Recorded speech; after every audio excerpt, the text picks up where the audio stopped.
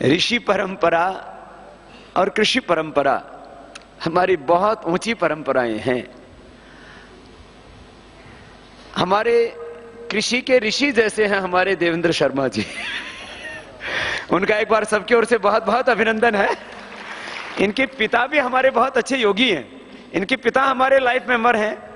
हमारे देश में कृषि के लिए जिन्होंने विशेष अनुसंधान का एक विशेष योगदान दिया है देश में, उनको हम यहाँ पतंजलि कृषि गौरव पुरस्कार से सम्मानित करते हैं। और इस बार क्योंकि देवेंद्र शर्मा जी जब यहाँ ये श्रद्धेय आचार्य श्री के जन्मदिन पर एक कार्यक्रम होता, उस समय ये बाहर कहीं कार्यक्रम में थे इसलिए नहीं आ पाए। शीघ्र ही इनको हम पतंजलि कृषि गौरव पुरस्कार से भी सम्मानित करने वाले हैं, क्योंकि उसी ऋषि परंपरा के संवाहक हैं, संवर्धक हैं, पोषक है, रक्षक है। मैं श्री देवेंद्र शर्मा जी से कहूंगा, वो एक बहुत जाने पहचाने नाम है हमारे, और कृषि के बारे में बहुत प्रामाणिकता से काम कर रहे हैं, और उनके मन में बहुत पीड़ा भी है कृषकों के लिए, और उसके लिए एक कार्य योजना भी है।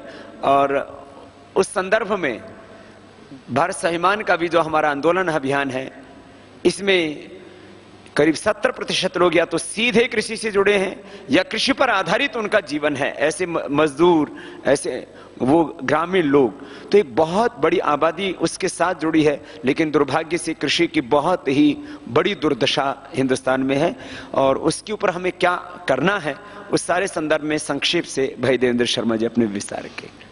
आदरणीय स्वामी जी और साथियों, अभी कुछ दिन पहले मुझे आंध्र प्रदेश में जाने का मौका मिला। वहाँ पर दो मुख्यतः डिस्ट्रिक्ट्स में, ईस्ट गोदावरी और वेस्ट गोदावरी में, किसानों ने इस साल क्रॉप हॉलिडे डिक्लेयर कर दिया। यानी किसानों ने यह तय किया है कि हम इस साल इस मौसम में, खरीफ के मौसम में धान की पैदावार नहीं करेंगे, खेत को खाली छोड़ेंगे। और ये पहली बार, टबैको के एक बार हुआ था पहले, सरकार खुद चाहती थी कि क्रॉप हॉलिडे हो, लेकिन किसानों ने जब खुद तय किया है कि वो इतने दुखी हैं आज खेती से कि उन्होंने ये निर्णय लिया कि 1 लाख हेक्टेयर में खेती नहीं हो रही है आंध्र प्रदेश में। तो जब मैं वहां देखने गया तो मुझे समझ आया कि किसानों ने ऐसा क्यों किया।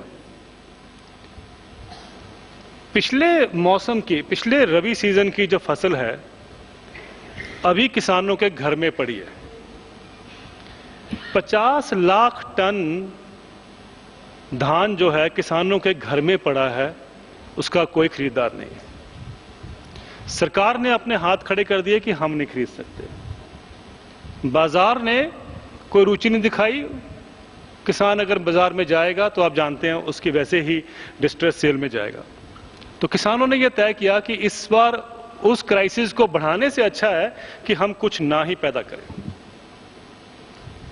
ये आंध्र प्रदेश की कहानी थोड़ी विचित्र लगती है, लेकिन अगर सारे देश के आप संदर्भ में देखें तो कोई सिचुएशन कोई ज्यादा उसमें फर्क नहीं है, चाहे पंजाब हो, हरियाणा हो, उत्तर प्रदेश हो।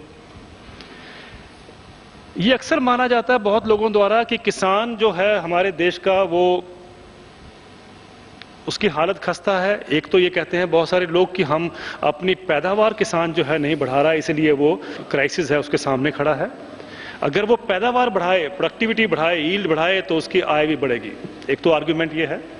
दूसरा ये है कि किसान को मिनिमम सपोर्ट प्राइस मिलता है, अगर उसको मैक्सिमम सपोर्ट प्राइस मिले, यानी डबल भी कर दीजिए, तो किसान की हालत जो है वो ठीक हो जाएगी, किसान क्राइसिस से बाहर हो जाएगा। और कुछ लोग ये मानते हैं कि सब कुछ हटा दीजिए, किसान को अपने आप बेचने दीजिए, मार्केट का उसको डिसाइड करने दीजिए, तो किसान जो है अपने क्राइसिस से बाहर निकल जाएगा। एक एक करके हम सबको देखते हैं, क्योंकि यह आज बहुत भयंकर एक सवाल खड़ा है देश के सामने कि किसान की माली हालत इतनी खराब क्यों होती जा रही है।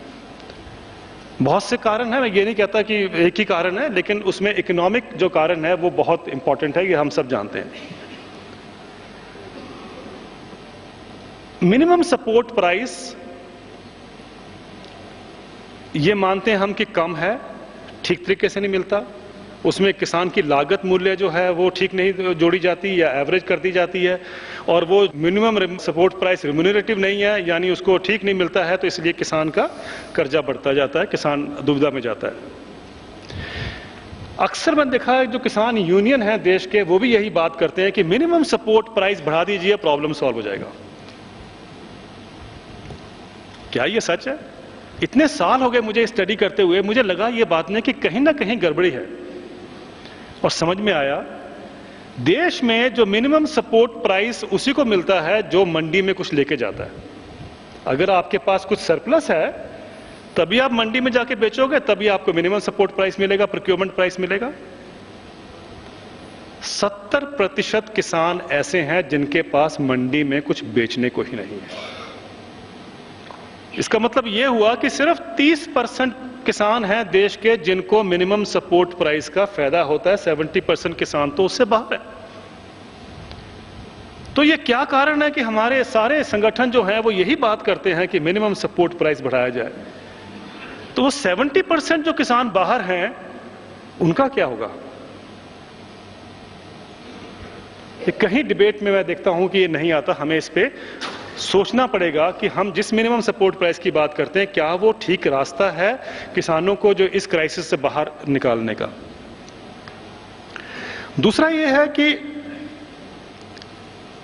आप बाजार, अपने सरकार का जो प्रोक्योरमेंट सिस्टम है इसको आप खत्म कर दीजिए, इसको हटा दीजिए और मार्केट को खोल दीजिए और बड़ी कंपनियों को भारत में लाइए। वॉलमार्ट, टेस्को, सेंसबरी, ऐसी कंपनियां जब भारत में आएंगी तो वो सीधा किसानों से खरीदेंगी, किसानों को लाभ होगा, बिचौलिया खत्म हो जाएगा, कंज्यूमर को ही फायदा होगा। और अक्सर जो पढ़े लिखे लोग हैं इस देश के, वो इस बात को मानते हैं कि ये बिल्कुल ठीक रास्ता है।